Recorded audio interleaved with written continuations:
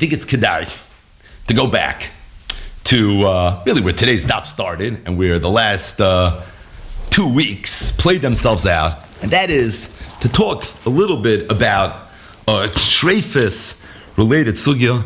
This is something that we spoke about briefly in the previous machzer, but the aim-based medrash, below kama v'kama chidusha.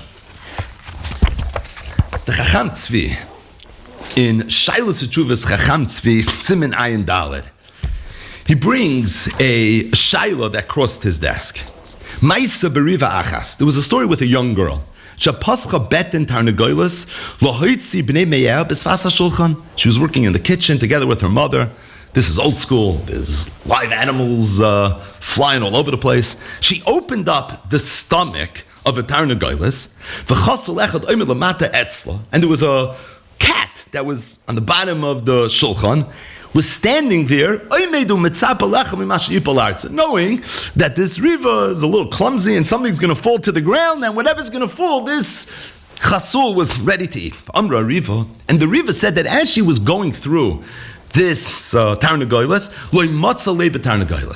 she couldn't find a heart in the tarnegolus. The ima balas tarnegolus amra, her mother, the owner of the tarnegolus, said, Shema, I think, I'm pretty confident, that there was a heart inside this tarnegolus, but the heart fell to the ground, and this cat that was ready to eat whatever was going to fall, ate the heart. I'm telling you, I did not let anything slip out of my hands. In fact, the only thing that I gave the chassul was the treifa hertz, that's the spleen. But as it relates to the heart, I never gave the chassul. But tarnegolus shmeina ubriya v'toifa. Said the Chacham Tzvi that this tarnegolus was zaftig. Ein ba shum chisaron v'lo rikavain b'bnei me'er. This tarnegolus was having the best day of its life. I mean, until, but it was doing incredibly well. It didn't look like it was suffering from any heart injury. And it didn't look like it was suffering from any ailment in the world. And while this tarnegolus was b'chayim chiyusa, when it was in its prime, it was strong, ubri and healthy, and it had all the strength. It ate and it drank. It walked and it jumped. V'shlema b'chol chusher, b'chol ois v'satsumois, k'chol achas me'atarnegolos hatoivos v'abris. You've never seen a tarnegolos like this in your. This is the best tarnegolos ever. Elo shariva amra shlei matzah balei. But this riva said that when she was baidik to tarnegolos, it didn't have a heart. And the Chacham Tzvi says that before it crossed my desk, this Maisa came to the Talmidim, and they said that it's treif. Mitam, very simple, nitel halev, because tarnegolus that doesn't have a leiv is obviously treif. Ayin yeridei simin mem sif hey. And the Chacham Tzvi said that the Talmidim, after they paskin that it was treif, came to me and said, Yereinu hamoira. Ma mishpat tarnegolus. What is the halachic status of this tarnegolus? Tshuva. Says the Chacham Tzvi. We're going to read the first paragraph inside. Toyim kolo imrim kein. All the people that said that this tarnegolus is treif are making a mistake. Ki davar baruh hu l'chol asher liboy leiv chacham b'kirbay u'moyach b'kakad. By the way, count the puns. It's the davar baruh to any person that has the heart of a chacham and has a moyach bit kakad. It's impossible for any nivra to exist. Afilu sha'achas b'loy leiv. And no less for it to live in a healthy way. There's no mitzias of nital alev. The only way there could be a nital alev is if you took the lev, you shechted it literally that second. And to think that maybe because of some sort of chayli, the tarnegolus lost its slave.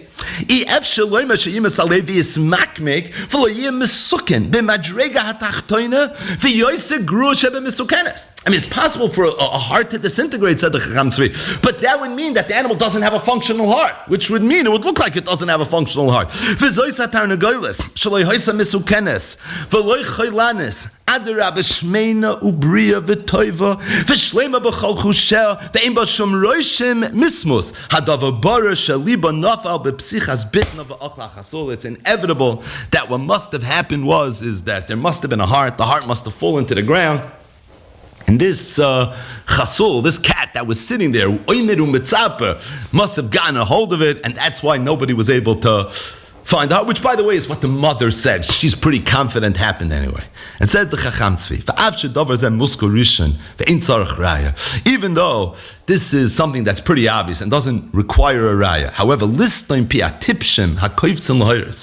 he said, but to silence the fools that jump and they paskin shailas without thinking through properly, I'm forcing myself to do something that I really don't think is necessary, but I'm going to write a tshuva. And I'm going to explain to you in the old classic Yiddish way why I believe that a Ternagolus that supposedly did not have a heart is going to be kosher.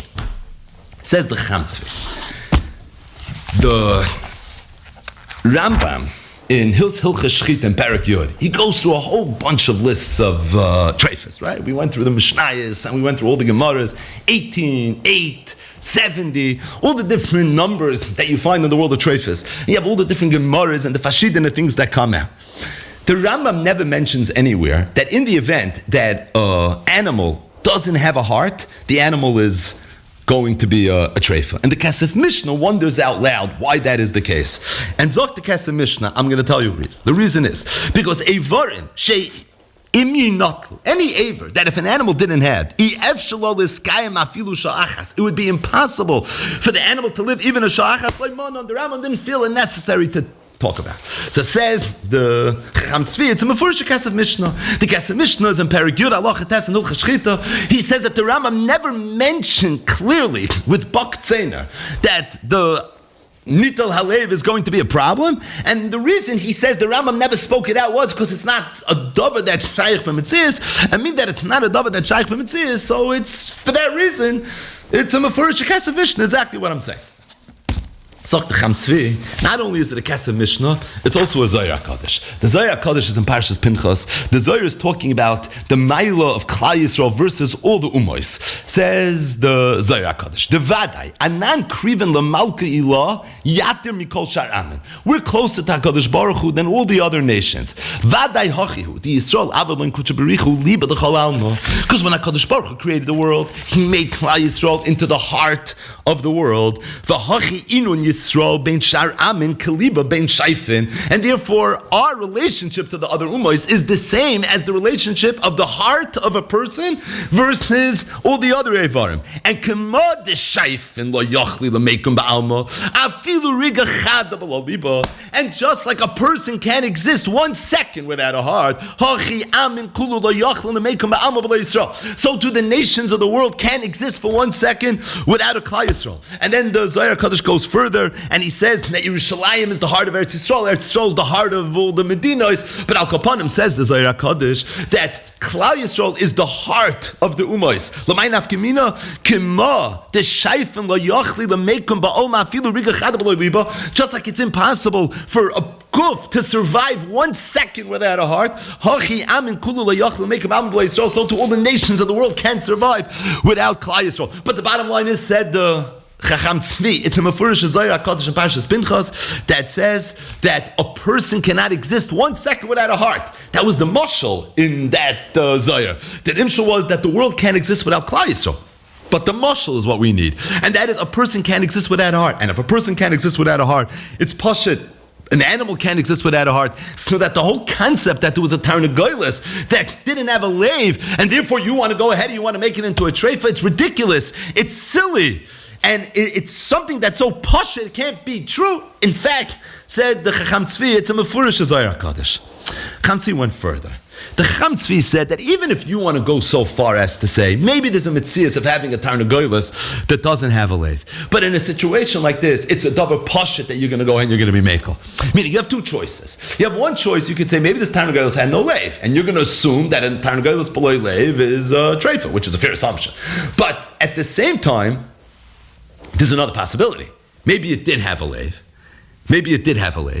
And the lave fell, and it was eaten by the cat. But says the Cham Tzvi, if I'm right now faced with these two possibilities, which possibility should trump? Says it's Pashut. It's a Gemara in two places. One is a Gemara in Chulin Daf Tes Amud Aleph. The Gemara says a behema b'chayel is b'cheskas isrei medes until you know for sure that it had a proper shchita. Nishchita, once it has a proper shchita, hutra, it's mutter until you know for sure that there was an issue. That's a halacha. Then once you shecht an animal, the animal's b'cheskas kashrus, unless you know for sure that there was an issue. In a situation like this, where I don't know what happened, I don't know if this Ternagolus had no lave, and I'm going to take the assumption that it's possible to have such a thing which would render it treifa, but or maybe not. Maybe it had a lave, but the lave fell and the cat ate it. Based on the Gemara Chulin Daf Tes, I'm going to assume that this is okay. And by the way, Zok the Cham Tzvi, the emesis is another Gemara, a Gemara that we learned together more recently in Daf Nun Gimel in the Sugis of Treifas. The Gemara said that if you have a behemoth that's a drusa and it's a suffix, if it was drusa al yedei shunra, which is a problem, suffix al yedei kalba, emer kalba. The Gemara said suffix shunra, suffix kanya, emer kanya. And you see from there that when it comes to suffix treifis, we're toilet lahakal. So said the Cham Tzvi that even if there's such a mitzias, which there is, and it's ridiculous, but even if there's such a mitzias, I would tell you that you would anyways be mekel, because you would assume based on the two possibilities that you're supposed to be toilet lahakal. It's a general rule of nishchata hutru, and befrat when it comes to suffix shunra, suffix kalba, which in this case, by the way, suffix there was no lave, suffix shunra, for sure you're going to be toilet shunra, that's the cool over here, and you're going to assume that's what happened. Va'ayit said the Cham Tzvi, I'm going to tell you another reason. The other reason is, there's a halach, it's a Gemara Masechtas Gittin. If somebody goes over to his friend and says, your wine became yayin nesach, right? He was watching the wine, and he said the wine became yayin nesach. He's not believed. And the reason not believed is because it's not his wine, and you have no nemanis to say about somebody else's thing that something happened to it. So said the Cham Tzvi, this Riva Achas, this girl that's working in the kitchen, she only works here, right? It's not her Tarnagolus. Who's the balas ha-Tarnagolus? It's the mother. The mother owns it. But it's not the girl. And if that's the case, she has no nemanis. So in a situation of she said, the mother versus the mother has nemanis, the daughter doesn't have nemanis. It's like saying the siyasech yenech, where the halach is, you're not going to be believed. So said the Cham Tzvi, that to me, this whole shaila is dead on arrival. And the reason is because to have a Tarnagolus b'lei leif is something that's not physically possible. It's not something that's shaykh b'metzias. Said the Cham Tzvi, stating that it doesn't seem like everyone is as convinced of this as I am. So it's for that reason I'm forced to write a tshuva. Here's my tshuva. It's a mefurish Kesef Mishnah, because the Rambam never mentioned Nital Alev as being a treifa. And the Kesef Mishnah says the reason is because it's not possible. The Rambam only mentioned things that are possible. I mean, if it was possible, of course it'd be a treifa, but it's not possible. And we only mention things that are possible. So it's a mefurish Kesef Mishnah that this is a davar that's built in Mitzias. It's a Zohar HaKadosh. Zohar HaKadosh says that just like a person can't live without a lave, so too the world can't exist without Klal. So you see, mefurish, you can't be a Chadar Rega, said the Zohar HaKadosh, without a lave. Besides, we have a suffix what might have happened over here. It's pashut that you're going to be toilet lahakal because that's the way you operate whenever you have sfeikus like this. Ayin chulun daf tes, ayin chulun daf nun gimel. And it's a she said between the mother and the daughter. The mother is the bailim, she has an emanus. The daughter, this is like nesyasich yenech, with halachis, you have no emanus. And it's for those four reasons, said the Cham Tzvi, this is the way it is, and he fears us, and he says, Kol shekain kan, certainly when it comes to this, she'ein shum chayleg, it's impossible to even hear another tzad, v'chalilo l'misha yesh loy leiv, sheyachloik b'dvarim elu, v'acholkim b'loy leiv yedaber.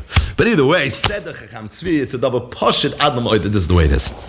Now, little did the Cham Tzvi know, when he wrote this tshuva, that this tshuva was going to be marish shaylamis. Now, just to take a step back for 1 second, appreciate a little bit better why the Cham Tzvi is saying something controversial. Right? It seems pretty straightforward. The reason is as follows: we have a whole list of treifas. One of the treifas that I mentioned, it's in the Mishnah, is nikev halev. That if the lev has a puncture, it makes it into a treifa. There's a rule in Hilchas Treifas that's brought over and over and over again, and that is that any aver where the halach is that if there's a nekev, it would be a treifa. If it's nitel, if it's removed, it would certainly be a treifa. And the reason is madach nikev kol shekain nitel. Nikev means it's there, it just has a puncture in it. Nitel means the entire thing was removed, which means that it's really a mefurish Mishnah that Nikev Halev or Nitel Halev is a treifa. Again, Mishnah doesn't say Nitel Halev. The Mishnah says Nikev Halev. But if Nikev Halev is a treifa, Kal v'chomer Nitel Halev is a treifa.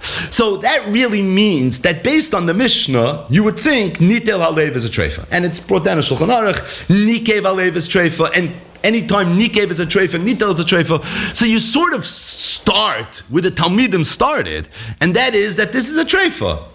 Because this is the way it is. Kumtze came to Cham Tzvi, and the Cham Tzvi said, I know there's such a rule. I know there's a principle. But I'm telling you, there's no such mitzias. Now, Cham Tzvi, how do you know there's no such mitzias? Who told you there's no such mitzias? What do you mean? I know because it's common sense. Yeah, but you have it mefurish somewhere? Where is it mefurish? Where do you have mefurish that there's no such thing? Is it a Gemara? We went through Elu Treifus. It's not mefurish in the Gemara. The Rambam? Okay, maybe the Kasem Mishnah. But it's not mefurish in the Rambam. It's not a Dava mefurish. So the Cham Tzvi approached this tshuva, and he said, to me, this whole thing is besides bonkers, this whole discussion. You can't live a second without a heart. Which, by the way, you can't live a second without a heart. I mean, a second you can live, but a person can't live without a heart. We know that. It's cardiac arrest. You can't live without a heart at some point. That is the fact. So you can't live without a heart. So said the Cham Tzvi, I don't know what you're talking about. You have a rule, Nikev Kolshke Nita. I know, but it can't apply to this because there is no such mitzias. So Cham Tzvi said, I didn't even want to write a tshuva. I have a list on Piatipshem, I'm going to write a tshuva. I found this mefurish in the Kesef Mishnah, and I have a Zohar in Parshas Pinchas, and by the way, I in Chulun Daf Tes, Chulun Nun Gimel, and Git Nun Dalet, and it's pasha that this is going to be mutter. And it's pasha this is going to be mutter. Lamaisa, when Cham Tzvi wrote this tshuva, there was a firestorm. The firestorm was not so much because of his psak, as we're going to say. The firestorm was because of the attitude that the Cham Tzvi had towards the psak. And he said to me, this question just doesn't make any sense. This is a silly, ridiculous question. It's ridiculous. Because a Ternagolus can't live without a heart. It's common sense. And if that's what common sense dictates, this is the way it has to be. And this is why this created the tumult that it created. Using this term loosely, the Chacham Tzvi was almost using science to be oiker davim and atayra. At least that was the perception. Until the Cham Tzvi wrote tshuva, and he says, I'm backing it up with Maramakav. Yeah, but the problem is the Cham Tzvi only wrote the tshuva in his own words, listing piatipshem makayv tzalaharis. And that's where the controversy was. And that's why this got very excited. Because you're telling me it's common sense. This is not the way you work. We work with Gemaras, and with the Rambams, and Rishonim, and with halachis. So if you want to write a tshuva based on Kesef Mishnah and Perik Yudel Cheshchita and a Zohar Kodesh and Parshas Pinchas and a Gemara Chulun Daf Tes and Daf Nun Gimel and a Gemara Gin Daf Nun Dalet, we could duke it out Kachi Darken Shel Chachamim, that we have Machlokes in L'Shem Shemayim and we try to figure out what's going on. But to dismiss this question on arrival, based on that you can't live without a heart, and if you did something happen to the heart, you'd be all shvach and you'd be in this shmer matziv, and this Ternagolus, the way the Cham Tzvi wrote 8 lines describing how this Ternagolus was mamish living in Gan Eden. So he's going ahead and he's describing some utopian existence. Well, it can't be. That attitude of the Cham Tzvi, that's what ruffled some feathers, pun intended. And this created a firestorm that I don't think the Chacham Tzvi saw coming. Now, just to appreciate this a little bit better. So the story took place in the year Tov Samech Tes. In the year 1709, L'Misparim.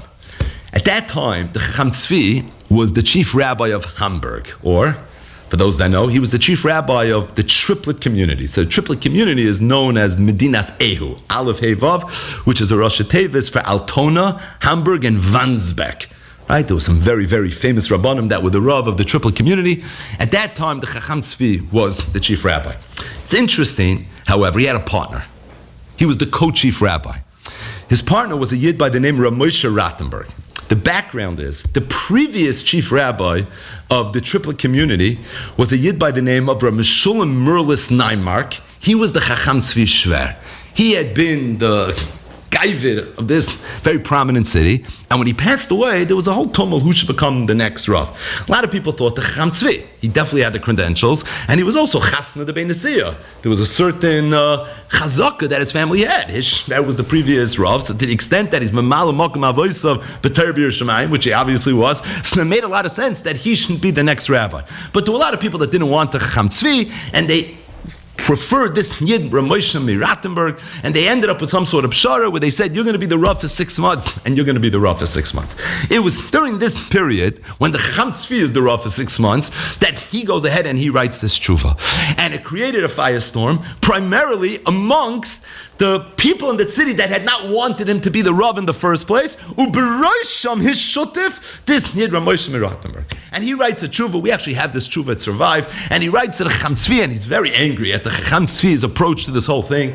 And they started putting out Pashkevilin, that you see we have this modern rabbi. He paskins based on science and based on rationale, and he's not paskining based on halacha and Messiah, befrat treifis, which is halacha l'moishim misina, like the Rambam talks so much about. We don't care what happens with Meshach HaDoros. We focus 100% based on what the halach is, and it created this incredible tumult. It got to the point that they decided that they need a Kosev Ashlishi to be Machriya B'nei. And they send this Shaila, this whole tumult, to the chief rabbi of Prague, another one of the very prominent cities at the time, who was Reb David Oppenheim.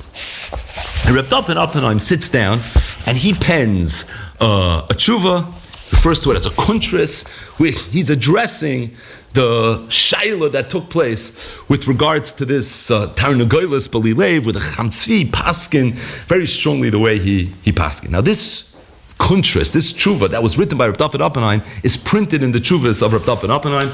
It's in Shailos Tshuvas Nishal David, it's in Yeridea, Chelik Aleph, it's Siman Beis. Now if you take a look at Reb David Oppenheim, he goes through the Chacham Tzvi's tshuva chapter and verse, and he literally extrapolates every single aspect. As it relates to the big picture, Chacham Tzvi said it's impossible for a Tarnagolus to live without a leiv. Why? Because it's mitzias, science. This is just the way it is. And if a Tarnagolus had a leiv, but something had happened to it, it would look very weak and very shvach. It wouldn't be able to jump and eat and drink and do what a healthy Tarnagolus is allowed to do. As it relates to the way the Chacham Tzvi laid out the mitzias, Reb David Oppenheim said, I'll be honest with you, I don't know anything about this. Ein elu ela divrei nevius. Who told you all this? How do you know? Ein elu ela divrei nevius. What he says, everything you're saying is 100% right. I don't know. You can't be matter a potential treifa based on what you're saying. This is what you think. I'm not telling you it's not reasonable, but ein elu ela divrei nevius. This is what he says. As it relates to the Kesef Mishnah. So what is this Kesef Mishnah? This is the Maramakim that Chacham Tzvi had, which almost looks like it ends the conversation, right? Kesef Mishnah asks the Kasha, when the Rambam goes through all the treifas, he doesn't say what happens if the animal is missing a heart. Says the Kesef Mishnah, I'll tell you why, because the Rambam only talks about things that are possible. It's not possible for it to be missing a heart, because it would die, it would be unavailable, it wouldn't even be a treifa, and as a result, it's for that reason the Rambam never mentioned it. Zog, the Nishal David. Say Reb David Oppenheim, it's true. Chacham Tzvi, you found a Mefurish Kesef Mishnah. 100%, but there's one problem. The Kesef Mishnah said this to be Miyashiv a Rambam. Why the Rambam didn't mention Nitel Halev? The problem is, if you look around in all the Rishonim, other Rishonim asked this kasha as well. And the Rishonim didn't say the teretz of the Kesef Mishnah. They said different terutzim. Yeshaymer B'koi, Yeshaymer B'koi. And he said, if that's the case, then you have all these different pshatim that are mentioned, why it is that nitel halev wouldn't be a treifa. So I don't know. I hear what you're saying, but how come nobody else said it? And if that's the case, in the words of Reb David Oppenheim, I think the Kesef Mishnah is a das yochid. And if he's a das yochid, you can't go and a paskin like such a das yochid, considering the fact that from other Rishonim it's actually very not mashma that way. Right? Just to bring out. He said more than that. He said, I found in certain Rishonim where it's mashma mefurish that there was such a mitzias. Chuvas HaRashba, Simen Kuf Samech Gimel, Behema she'en lo mara, or she'en lo leiv, treifa, da chaserahi, v'lo gara min akuva. Says the Rashba, Behema she'en lo mara, or she'en lo leiv, treifa. And he found other Rishonim, a rush that sounds like that, where it's mashma fakir. They were working with the mitzias. They're entertaining it. Not like the Kesef Mishnah and the Rambam. So he says, it's very nice what the Kesef Mishnah said in the Rambam. He said, but as far as I'm concerned, ein elu elu das yochin. And being that it's a das yochin, I don't know if you could tell it so. Then he said something very interesting. He said, we know the rule is when it comes to treifis, that yeser is kenotl. So if you have two of something, it's as if you don't have it at all. And he says, I found in the Hilchas Shchit of the Marivail, on the side, there's a guy from a Yid whose name was Rabbi Yitzchak. And he says as follows, Maisa Balu Yadi. the para, shahayla shnei levavos, v'hitrifu. I saw a para that had two levavos. He says, now if yeser is kinotol dami, then if there's no mitzias of natal, there shouldn't be a mitzias of yeser. And I have a first right that there was a mitzias of yeser. So because of this and other similar shilas, he said, I hear the Kesef Mishnah. I can't ding with the Kesef Mishnah. But it's das yachid, and you can't go in, you can't paskin like a das yachid. This is not something that you're allowed to do. As relates to the Zohar HaKadosh. So first of all, Rav David Oppenheim said, I hear the Zohar, but the Zohar is not meant to be taken kipshuta. You have to know how to learn a Zohar. You can't just stop being machriya halachas based on a Zohar. And he goes and he says a pshat of what he thinks that Zohar means. It doesn't mean what the Chacham Tzvi thought he meant. And for sure, you can't be machriya connected all the Rishonim based on a lashon in the Zohar where you don't know for sure, right? This is a mashal in the Zohar. You don't know 100% sure what the Zohar means. But he said, besides, the Zohar is talking about a person. So with a person, just like a person can't live for 1 second without a heart, so too the world can't exist without Klal Yisrael. We know, we spoke this out, Mamish, the first day we learned Eilu Treifis, that Tos says right at the beginning of Perek Eilu Treifis, Ben Tam says it really in other places in Shas as well, that there's an afkamina between Treifis the Adam and Treifis the Behema.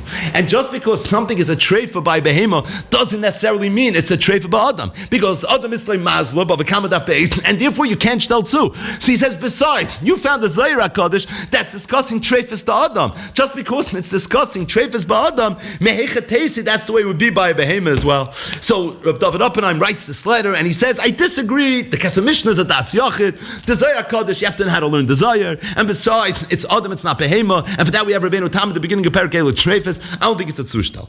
As it relates to the taina of the Chacham Tzvi, that this girl shouldn't even be a menace because she's not the Baal Bayis. It's like somebody says in the Snasach Yenech, Zokta, that's not a Tzushtal. Because the Gemara says in Perek HaMafkid, Bava Metzia Daf Lamed Vav Amar Aleph, Kol HaMafkid al Das Ishta Yubanav Umafkid. So you see that we don't look at the daughter as like some strange person. No, she's part of the family, literally and figuratively. She's considered a Bailam, and that's not like a random person that says Nasiasach Yenech. It's Pacha Kol HaMafkid al Das Ishta Yubanav Umafkid. And he found different places in halacha where we work with this, that we look at a child as being a Bible. So to me, it's not posh at all what you're saying that you wouldn't trust the Riva. Stating that,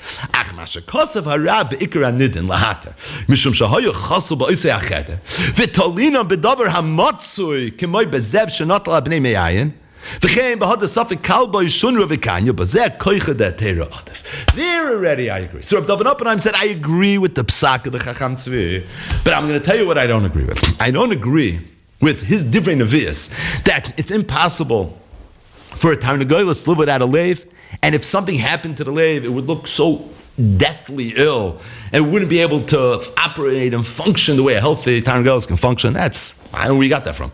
It's not the way we go about our shilas, not the way we pass, not the way we machriya. That's something that I don't believe. The Kesef Mishnah is a Das Yachid. The Zohar HaKadosh, you have to know how to learn the Zohar. Besides talking about Adam, it's not talking about a Behema. The Riva is not a strange person. She's a Balas Tarnagoyos called Mafkid Das Ishtay Banav Mafkid. However, as it relates to Koich Te'Teira, that is something that I agree. And that is something that's going to be okay. Fast forward 3 years later. The Chacham Tzvi published his Shailos Shuvas Chacham Tzvi, his magnum opus. And when he published his Shailos Shuvas Chacham Tzvi, he printed the original tshuva that he had written in 1709, 3 years earlier. Additionally, he printed another tshuva. And this tshuva was a much, much longer tshuva. We almost read verbatim the entire first tshuva. We left out 2 or 3 paragraphs. But this tshuva was much longer. It's 15 columns long. And the purpose of that tshuva was addressing Reb David Oppenheim's tshuva. So Reb David Oppenheim wrote sort of a rebuttal on the Chacham Tzvi's tshuva, and when the Chacham Tzvi published his Chacham Tzvi, he incorporated in it a rebuttal on Reb David Oppenheim's rebuttal. And he went through all the points. Now, obviously, we're not going to go through 17 columns, but just to get a little bit of a feel for what's going on. As it relates to the Divrei Nevius, Ein Elu Divrei Nevius, the Chacham Tzvi writes, thank you for the compliment. He says, I appreciate that. That's so kind of you. He says, I don't know for sure, but I'm assuming you mean what Tosfos says in Erev and Daf Samach Amud Beis. If you take a look at Erev and Daf Samach Amud Beis, the Gemara over there says a lashon, Ein Elu Ela Divrei Nevius. And Tosfos says, Oimeri, the Bechol Malkum She'omer Ein Elu Ela Divrei Nevius, Havi L'Shvach, K'loima Ein Chochma Kazu Shemeven L'Chalech Kol Kach Svarim Muetas U'Beruach HaKodesh Amar. Thank you. I got to tell you, I started reading this tshuva, I was getting excited. Thank you so much for the compliment. I appreciate it very, very much. I mean, you weren't Mitzayin, Tais Erim Daf Samach, you probably thought I knew that. So, shkoyach. Thank you. Definitely Svar, Ruach HaKai, Ruach HaKodesh, maybe, but thank you. I appreciate the compliment. As it relates to the Kesef Mishnah, being a Das Yochid, said the Chacham Tzvi, I don't think you have a right that the Kesef Mishnah Das Yochid. He said, unless you find me somebody that says Mefurish, there's a Metzias, where you could have a time to go to Spalei Lev, you have nothing Mefurish. The fact that somebody else answered the Kasha in a different way was of doing me. Maybe he had a different teretz. And by the way, the Nittel Halev is not the only Nittel that's not mentioned in Chazal. Nittel B'nei Me'ayin, there's others as well. And some of those the animal could live without. So you would have to say a different teretz. He goes through this chapter and verse. So I want to tell you a one-size teretz that fits all. If the sugya was, if the Rishonim were talking about, is it possible to have a Tarnagos B'lilev, said the Chacham Tzvi, I believe every single person in the world would say it's not possible. You want to know why they didn't answer this kasha that way? I don't know. It's a kasha that they're answering. I don't know. They don't have to answer it that way. You know, I'm shubit to the klal of the Kesef Mishnah. That's something that's not shaykh b'metzias. It's not mentioned.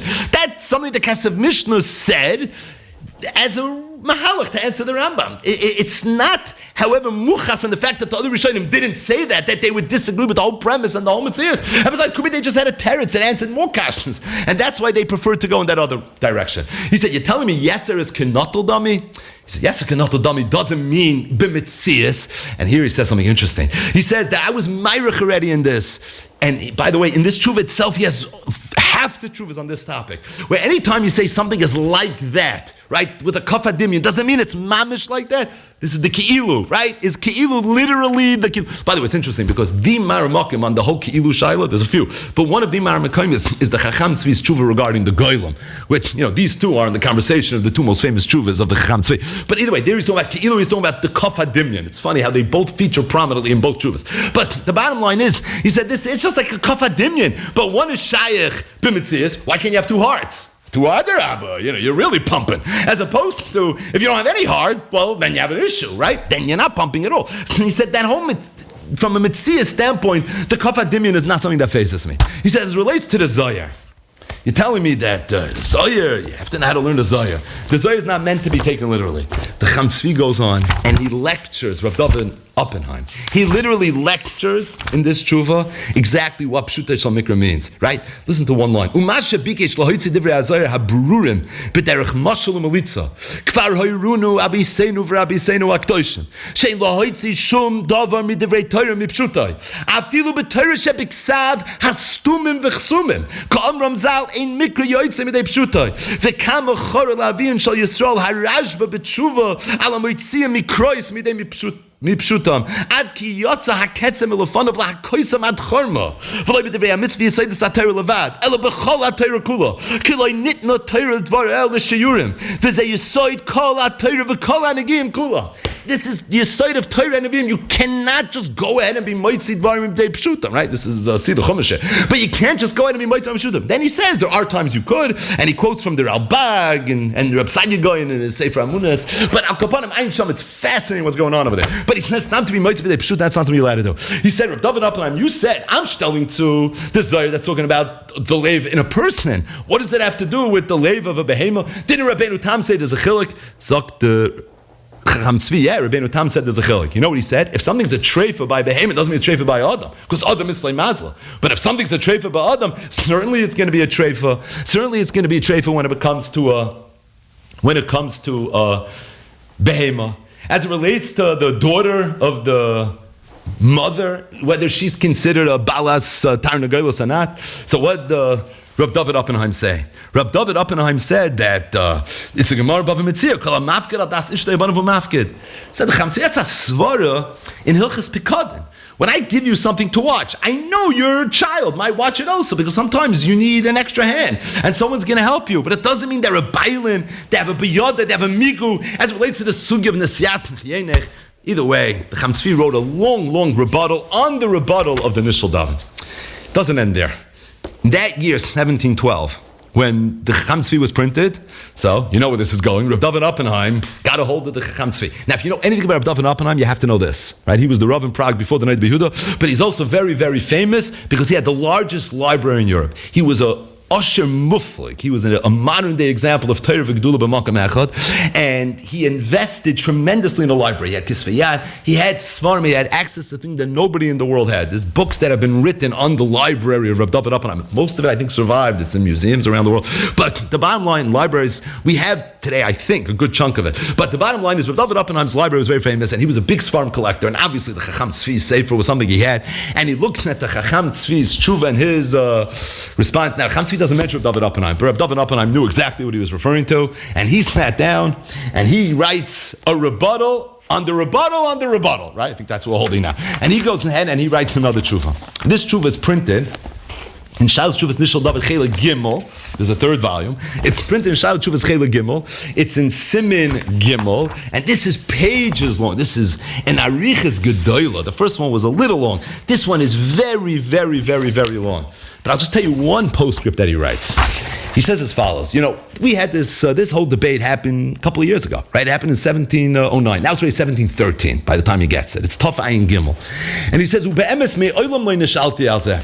wrote the tshuva, I'd never seen the shayla. No one had ever come to me.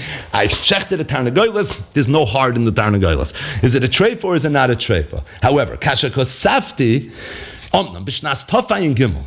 In the year Tov Ayin Gimel, Irizeh Bekila Kedosha Beprag, Tlosa Zimna Toichimayim Loikaber. It happened to me 3 times in a very short period of time. And he goes on and he says all 3 times that it happened. He says once it happened, B'Mailot Soy Merabah, it happened on Erev Yom Kippur, Erev Yom HaKadosh, they brought a Tarnagolos, said I happen to have not been there, but the Rabbanim were there and there was a Tarnagolos that didn't have a lave. He said, I'm skipping to the second one. Beshuvi lebeis midrashi, heviu lefanai leil gimel, earlier in gimel yod aleph shvat, b'shana adar, Tarnagolos achas, mi beis Mendel klizemer. It came from the house of Mendel the fiedler, right? So this came from Mendel, who was the klizemer. Look how copious he was with the way he wrote it. And v'hoisa shmeina ma'oid, v'hoisa chaser alev, u'bitaknua b'chol atstadim v'tzidei tstadim, v'loi matzanu shum pesach afilu kechudesh machad loi meshenevdo, v'trafti yoisa. I said it's a treifa. U'biyoim vav. On a Friday. Hey Adar, B'Shanal, same year. Huva lefanai bar avza. They brought to me a bar avza, right? A kachka.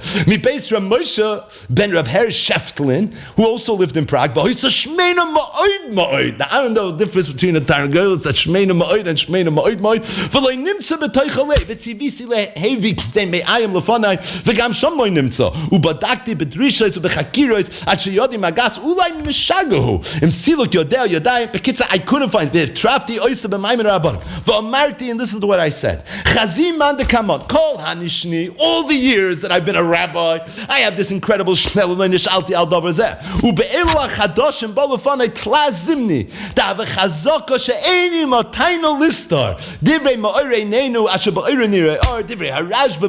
I wrote about in my previous tshuva, who said mefurish, you see it's a mefurish. The bottom line is, this is what Reb David Oppenheim responded. So again, we have a very interesting shaila. 1709, Medinas Ehu, the psak of the Chacham Tzvi, based on the halacha, you would think, it's a rajba, nikev kolshke nitel, but Chacham Tzvi said no such mitzias, and he didn't want to hear from it. And even the tshuva that he wrote, in his own words, he said, it's the only reason I'm writing it. But really, it makes no sense because the Tarnagolos can't live without a lave. Nobody can live without a lave. You need the heart to pump blood that brings oxygen and nutrients to the different avarim of the body so that the body is able to survive. And he said if a person would have some heart failure to the point where you wouldn't be able to see the heart, something physically would have happened to it, well, then the animal would look very sickly, and that's not what happened in all these cases.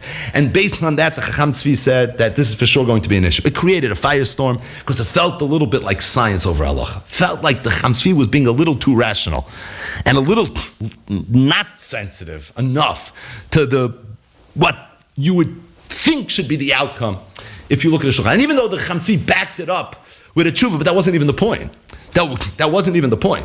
That wasn't even the point. And by the way, just to appreciate this a little bit better, what's the nafkamina between the Chacham Tzvi's approach versus what the Cholkim said? Because everybody seemed to think that the halach in this case was that the Ternagolus was going to be mutter. But it was only because the other tzad, that the Ternagolus had a heart, and that the cat ate the homework, right? The cat ate the heart. That seemed to be the more reasonable tzad of what happened over here.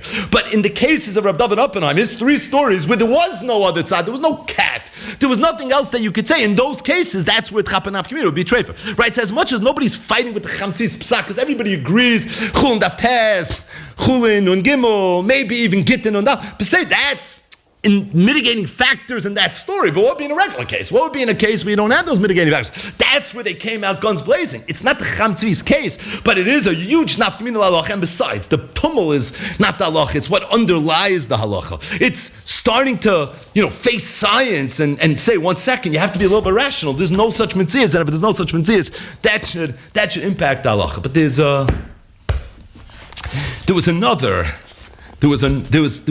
a postscript to this story. There's a fascinating postscript to this story. The postscript to this story is, and the Morid Shmaita on this postscript, I don't know if you see this coming, was the great Rav Ruven Margolis. Rav Ruven Margolis wrote an article on this Tarnagolis B'li Lev, where he goes through the Inyan, and he fills in some of the rest of the story. Some of the rest of the story is that after this whole tumult broke out with this Tarnagolis, things got so uncomfortable for the Chacham Tzvi, and people sided with his partner, Rav Moshe Rattenberg, over him, that the Chacham Tzvi had to leave his position. And the Chacham Tzvi ultimately went to Amsterdam. He lived another few years after that, but he had been this co-Rav for 3 years. But because of this story, he was forced to leave. This was something that made a tremendous roshan. I was going through this tshuva, or this letter that was written by Rav Ruven Margolis. The first thing Rav Ruven Margolis says, and this, by the way, is a classic example where, in my opinion, Rav Ruven Margolis just doesn't get enough credit. Because, we went through the tshuva from the Chacham Tzvi. And the second tshuva, the longer tshuva, he's responding to somebody, right? Who's he responding? He doesn't tell you who he's responding to, but we told you who he's responding to. He's responding to the Nishal David. He's responding to Rab David Oppenheim. How do you know he's responding to Rab David Oppenheim? What do you mean? Open up the Shalos Tshuva's Nishal David. There's a whole Shakla V'Taya. Yeah, but how do we know that? How do we know that? I don't know, but tell me the Chachamim know that, right? Everyone knows today. If you know the Suya, you look into it for 1 minute, you're going to know this. Everybody knows that it was Rab David Oppenheim. I'm going to tell you, everybody knows. Rab Ruven Margolis was the one who told us that. You know why? Because Shalos Tshuva's Nishal David remained in manuscript until 1972. So before 1972, even if you wanted to know it, you couldn't know it. It was sitting in a manuscript. Now, the manuscript was sitting in the Rambam library in Tel Aviv, where Rab Ruven Margolis famously was the librarian. And he writes that I know who the shoyl was, because I have a ksav yad. He had a photographic memory, so he saw it once probably. I have a ksav yad, Shalos Tshuva's Nishal David Rab David Oppenheim, and it's clear that in the second tshuva he's addressing him, and there's a Chela Gimel where he's addressing him back. So he was the one who was Megalatos, who was Rab David Oppenheim. So just in general, you want his contribution to the story of the Tarnagolis B'li Lev. He's the one who told us. No one else knew this. It was printed there was one printing of the Nishal David. I was zeicher to get my hands on it. Chelik Aleph was printed in 1972. I think Chelik Bey is 75. Chelik Gimel 82. I don't think it's been printed since then. Don't even try finding it. But the bottom line is that he was the one who was Megalatas, that the one talking and learning with the Chacham Tzvi was the great Reb David Oppenheim. One of the anecdotes that he throws in is he says that everybody was giving the Chacham Tzvi a very, very hard time. They were giving a hard time because they said that he was moichik a davar echad b'halacha. Right? It's often halacha in Shulchan Aruch. Nikev halev. Wherever it's nikev, it's nitels. You can't tell me there's no such thing. It's halach and shulchan aruch. Somebody would have to say, you Chacham Tzvi can't say that. He said, it's interesting to know that Rabbi Yaakov Emden, in Shelos Yavitz, Chelik Beis Simon Beis says, Shamati mi avi moiri agoyin zechrein levracha. B'shem gadol echad hu bal chelkas mechoykik zechrein levracha. Who said, She'ein adam rashoy lahoyrois, ad she'e bekoychoy lakoy v'limchoy ksif min ha-shulchan aruch. So he said, everybody was giving the Chacham Tzvi a hard time. He was moichik ksif shulchan aruch. Rabbi Yaakov Emden said, I heard from my father, you're not ready to be a posek unless you can be moichik ksif shulchan aruch. This is classic Reb Ruven Margolis. But then Reb Ruven says something else. He said something else, and we're going to end with this. And that is, there was another great Goyen that chimed into this whole discussion. And this was the great Rabbi Yonasan Eibeshitz. And this is printed in Kresi Uplesi. It's in Siman Mem. It's in Sif He.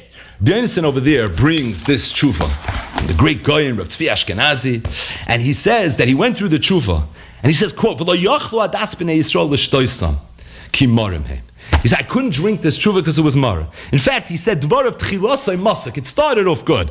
But Seifa Marer, it ended up Marer. And he says that the fact that the Chacham Tzvi, listen to this Oymek, said that something that scientifically we know one way is not budgeable. And you can stand on your head. There's no such thing as a Tanagas believe. Every person that has a Leiv Beliba and a Moich Bekagada knows this. He said the fact that he did that is not right. He said in halacha that's the approach. In halacha we have approach if something's mefurish in halacha. You can have 100 Edom that say fakert. I don't care if Azoi Shteit in Rambam and Azoi Shteit in Gemara. And the Metzias is nikva based on was Shteit in the Torah. But to turn something scientific and rational and to bring it to that level, Chamsvi one of Tshuva says if Edom would say I saw the Tanagas believe, I would say the Edom Asadi Shakri. So you can't say that. He was Hifriz al Amida, said Rabbi Yonasan, and he goes on and he talks about the vulnerability of science. He says, you're going to be impressed with science? He says, think about Aristotle. The Rambam wrote about Aristotle. Right? Everybody was so impressed with him. Today, Aristotle's science is b'telim u'v'tolim. This is what Rabbi Yonasan writes. He said, everybody knows it's worthless today. Nobody believes. Right? Aristotle believes Sha'olam ain't like Kadmon. Today, the Kaifrim believe in the Big Bang Theory, that the Olam did have a Kadmon. So he says, science, what was considered medicine 100 years ago, today is primitive. He says, you're not from what science and what the only thing we're spoke from is the Torah. That's the only thing. And to take science and to elevate it to that level, that's not okay. And it's 100% nishbasei there. And he said that gish of the Chacham Tzvi. He was masking to the psak of the Chacham Tzvi, by the way. He said, but the gish of the Chacham Tzvi, that I'm not okay with. But then at the end of this simon, Rabbi Yonasan says, Uluman bir advarim, stating that it's so amazing how he pivots here. He says, Uluman bir advarim, I decided I want to hear what the scientific community actually has to say. So he writes that I sent a response, sent a tshuva, a shayla of some sorts, to the Roifim in the Hali. So I looked this up. So apparently there was a very prominent university in Prague at the time. Rabbi Yonasan lived in Prague. There was a very prominent university in Prague that was called the Halley University, Halleh, I think. But the Halley University. And from my research, I found that this was the only medical university in that area that accepted Jews. For sure what Rabbi Yonasan is referring to. And Rabbi Yonasan sends this letter to the Universitat Halleh, whatever exactly it is, and he asks him this shayla. Is it possible to have a Ternagolus that can function, operate, and not have a heart? Is there such a mitzias? This is what they wrote back. They wrote back, it's impossible not to have a heart. The heart plays a critical role, and it's impossible not to have a heart. Stating that, you don't have to have a heart proper. A person can have another aver that mimics what the heart does. So it's going to pump blood, if they even knew that's what the heart does at the time, and it's going to do whatever the heart is supposed to do, but it's not the heart. It's going to be an aver that's going to operate like a heart. So said Rabbi Yonasan, you know what I learned from these doctors? You know what I learned from them? I learned from them that the Chacham Tzvi was right a little bit. You can't live without the function of the heart, but it's possible to live without a heart. And it's poshut if Nikev Alev is a treifa, then Nitel Alev has to be a treifa. That's for sure going to be a treifa. Chacham Tzvi said you can't be. Something happened. Sadi Shakri Nino. It's not true. There was no lave like the three Meisens for David Oppenheim. No, but there was another aver that mimicked the heart, and it was doing what the heart is supposed to be. And said, Rabbi Yonasan, you see from here, V'mkein Yodin Kol Echad Kam Mitzarech Lias Matim Bahira. So you see how careful you have to be when you come to Paskin HaShayla. And Reb Tzvi Ashkenazi wrote such a tshuva, even after everything he chapped. But you see, the doctors told him that he had made a mistake. Now, I don't know, these doctors, where they studied medical school, it's out of my purview. I'm not sure what's going on in all these stories, but the bottom line is, this is what he tells him. He tells him that it's not possible, and you see from here, Kam Mitzarech Lias Matim Bahira. Rabbi Margolis says, where did Rabbi Yonasan come to this story? Now, Kresi Uplesi, doing a little Jewish history, I think was printed for the first time in 1756. This story took place years earlier. You see, Rabbi Yonasan was busy with this Maisa in real time when this all took place. Rabbi Yonasan at the time, says Rabbi Margolis, had to be less than 20 years old. He was a bacher. Where did he come to the Shaila? He says, I'm going to tell you how he came to the Shaila. Because one of the people that the Chaim Tzvi sent the question of Tarnagolus B'li Lev, he was actually trying to get some support from, was his Mechutin. Reb Meir Mei Eisenstadt, the Ramash, right? There were two Ramashes, not the Chassam Sofer's Talmud Ramash, but the other Ramash. He's the Baal Pana Meiros. Rabbi Yonasan Eibeshitz Kiyodua was a Talmud Muvik of the Pana Meiros in Prague. So Chaim Tzvi sends a Shiloh to the Pana Meiros. He tells him, I'm dealing with this mess. I got myself into a controversy. You're a big Rav. Help me out over here. I need my Mechutin to come to my defense. Not like the Noid Behuda or Bitzikal Hamburger, right? Which was also a Hamburg. But he says, I need you to defend me a little bit. I need you to come to my defense. So the Pana Meiros comes and he delves into the Shaila and he has a Talmud Muvik who's this great Ilui, this great Goyen. I mean, the incredible Rabbi Yonasan. I mean, how big was Rabbi Yonasan Eibeshitz? The K'tzais writes in his Akdamik the K'tzais that he was working on the K'tzais, then they printed the Urim V'tumim. And he said, I didn't even know why am I putting out a K'tzais? He said, no, so whatever I was mechaven to the Tumim, I left that, and I'm just writing Haisafis on the Tumim. You know the Tumim was? And the Tumim, the crazy way. So he sits down and he starts investigating it, and he got very, very involved in this Shiloh. To the point that he went to this Jesuit college, literally, his mom went, and he asked them, he wanted to hear what they had, some Jews learning there, but whatever, he wanted to hear from them what exactly is going on. And then years later, it gets printed in the Crazy Uplacey. But he had been busy with this Shiloh 40 plus years earlier, when the whole thing happened in real time. Rabbi Margolis said, again, this investigative work on Rabbi Margolis Kedar. He said, I have a friend, he calls him by name. Let's mention the name. His name is Rav Tzvi Hesh Farber. At the time it was Shlita. Now it's Lechrei Melavrach. He was a Rav in London. And he got for me, he sent me a picture from the British Library of Rabbi Yaakov Emden's copy of the Crazy Uplacey. It's getting interesting. Of Rabbi Yaakov Emden's copy of the Crazy Uplacey. And I saw on the side of this piece, Rabbi Yaakov Emden writes that Rabbi Yonasan Eibeshitz was Hirish HaOlam at the time that my father wrote this tshuva. And it was something that he made up his mind that he was going to be the one to sort of be the one to be moicha keneged the psak of the Chaim Tzvi. And there was makom to be moicha. And he felt that that was something that he was going to do. So said Rabbi Margolis, this little footnote over here, which is sharp. It's sharp. It's very sharp. But this little footnote in Crazy Uplacey is really the rest of the story. This is 45 years later. But really, in real time, when the whole tumult happened, a tumult that ultimately caused the Chacham Tzvi to lose his position of the great Kehillah in Hamburg, which, by the way, may have likely caused Rav Yaakov Emden to also lose his position. Because Rav Margolis, thinking out loud, said that if the Chacham Tzvi Shver was the Rav, and then it was the Chacham Tzvi, there's no question Chacham Tzvi had a son of Yaakov Emden, who was Mamala Mokum Avoisa B'Torah B'Yerushalayim. So there was no question in the world that he could have been the next Rav. But what caused this whole thing to fall apart, which was the truth of the Tarnagolus B'li Lev, it seems like a big koyach. In Rabbi Yaakov Emden's own words, a young Rabbi Yonasan Eibeshitz was Hirish HaOlam. And you see that he went to the doctors, and he was the one that ultimately came up with the Makabah Patish that caused the Chacham Tzvi to have to leave his position. And then he says, this whole story contributed a little bit to the great Machloikis L'Shem Shamayim. And again, we have to understand, this was a Machloikis L'Shem Shamayim. History has proven, if anything, right, that Rabbi Yaakov Emden, Kfoide is Munach B'tzidai, and Rabbi Yonasan Eibeshitz is Kfoide is Munach B'tzidai. They're both on Mount Rushmore, both of them. Both of them. I mean, who could be machriya between these two tzaddikim? But that the haschala, the seeds of this machloikis l'shem shamayim, had a little something to do with the way Rabbi Yonasan ultimately caused the Chacham Tzvi to lose his position, which might have even caused Rabbi Yaakov Emden to lose his position. And then, in what I think is a top 10 line of all time, says Rabbi Reuven Margolis, that I believe that really the story of the Tarnagolus B'li Lev, which seemed like a little innocent tshuva, ultimately goes down as something that may have caused incredible division and ripple effect in Europe. Depending on how far you want to go with this theory, it might have been to the level of Ichveisnish. And he says, I think you could say, regarding this innocent Tarnagolus, that a Tarnagola, va a Tarnagolta, Chorav Tur Malka.